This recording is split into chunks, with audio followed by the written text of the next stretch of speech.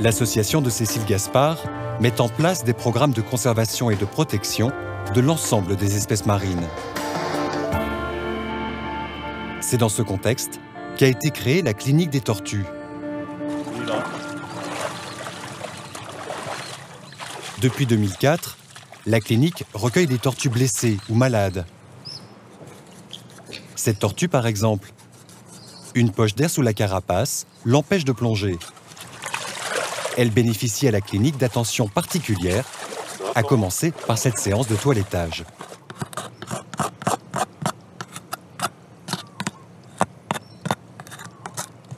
Il y a toujours des algues qui arrivent à se fixer et à pousser sur les carapaces des tortues, mais elles ont un système de nettoyage où ce sont des poissons nettoyeurs qui viennent picorer sur la carapace pour nettoyer le plus gros de ces algues. Elles, comme elles flottent, ces poissons n'ont pas accès à la carapace qui est au niveau de l'air, en fait, à l'extérieur.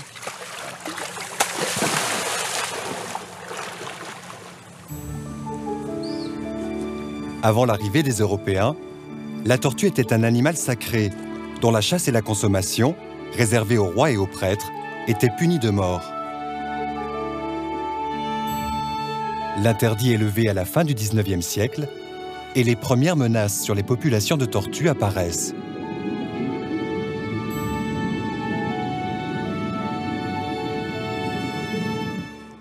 Aujourd'hui, le braconnage est un véritable fléau, comme en témoigne le cas de Samy, cette tortue dont l'état inquiète les équipes de l'association. On va la pencher comme ça. On voit bien la plaie, hein? Ouais. Donc ça, c'est une blessure par flèche, en fait, qui était à l'origine de son problème à cette tortue.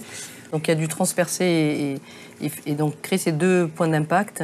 La grande chance qu'elle a eue, c'est que ça n'a pas traversé la trachée ou l'œsophage. C'est vraiment resté superficiel sous la peau, donc on le voit bien. Donc on va finir de nettoyer un petit peu. Vous voyez, il y a encore des peaux mortes ici, là. On va nettoyer. Ça arrive très régulièrement de recevoir des tortues fléchées ici à la clinique. C'est la pathologie principale, je dirais, depuis qu'on a créé cette structure en 2004. Et en Polynésie française, vraiment, les tortues sont braconnées pour la consommation de la chair et pas du tout pour l'utilisation de la carapace. Donc il y a ce braconnage qui est un petit peu traditionnel à petite échelle dans certaines îles.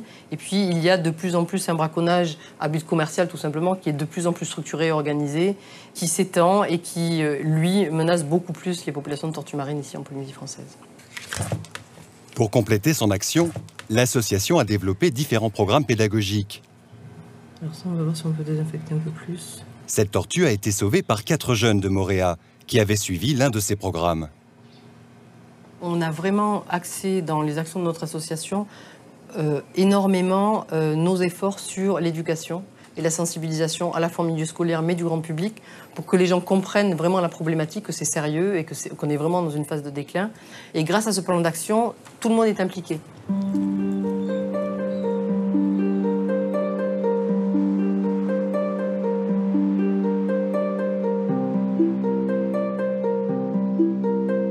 Samy passera 6 mois à la clinique de l'association avant d'être relâché.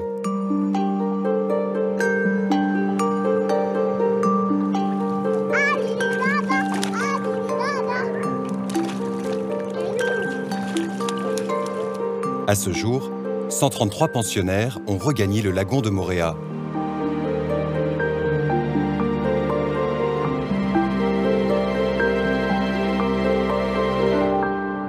Il existe 7 espèces de tortues marines dans le monde. 5 d'entre elles vivent dans les eaux polynésiennes.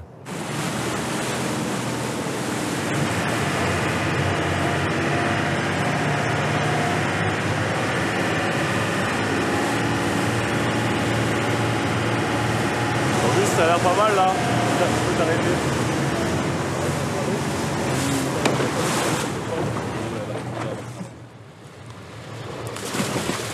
En 2010, l'association Temana o Temoana a entrepris de les recenser grâce à une technique originale, expérimentée par le biologiste marin Mathieu Petit. À quoi elle sert cette planche? Cette planche, elle va m'aider à être tractée derrière le bateau. En fait, plutôt que de faire des kilomètres à la palme, avec cette planche-là, je peux être tracté par le bateau et parcourir de grandes surfaces et ainsi avoir un recensement à l'échelle d'une île entière. C'est vraiment un outil idéal pour faire des grandes distances en peu de temps.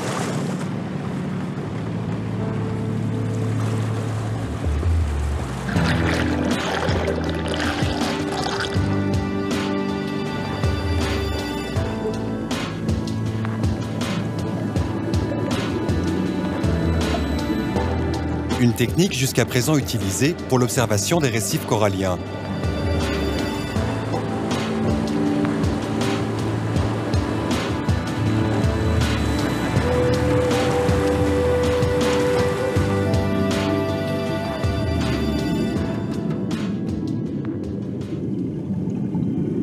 Au bout de quelques instants, Mathieu repère la première tortue.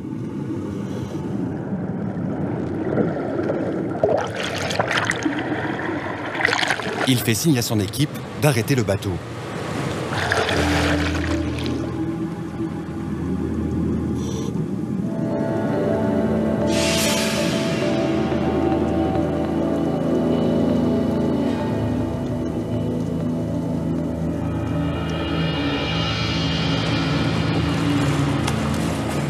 Tiens.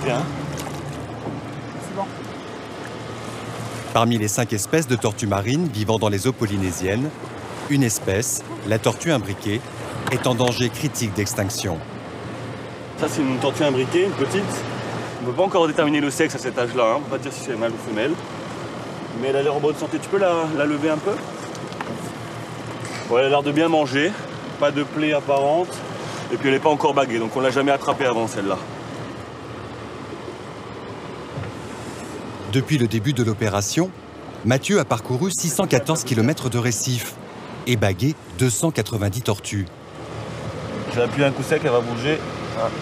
1, 2, 3.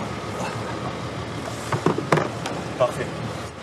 On dit toujours pour bien protéger une espèce, il faut d'abord bien la connaître. C'est vrai c'est dur de mettre en place des mesures de protection adaptées quand on ne sait pas où sont les zones d'habitat, combien il y a d'individus qui sont présents sur une île. Est-ce que ce sont des juvéniles, des adultes?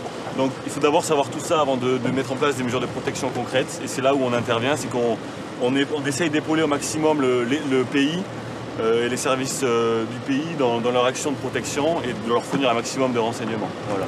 L'action sur le terrain, je pense qu'elle est quand même primordiale pour avoir une protection efficace. On va la relâcher, en espérant qu'on pourra la recroiser un de ces 4.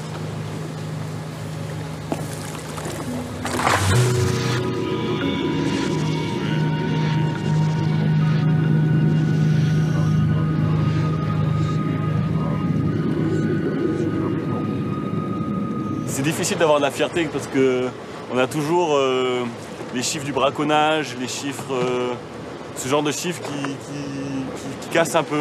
Quand on sait qu'on a relâché par exemple 150 tortues avec la clinique des tortues et que dans une saison il y en a le même nombre, voire plus, qui sont braconnés, c'est difficile quand même d'avoir de la fierté. On aura la fierté le jour où le braconnage il aura bien diminué.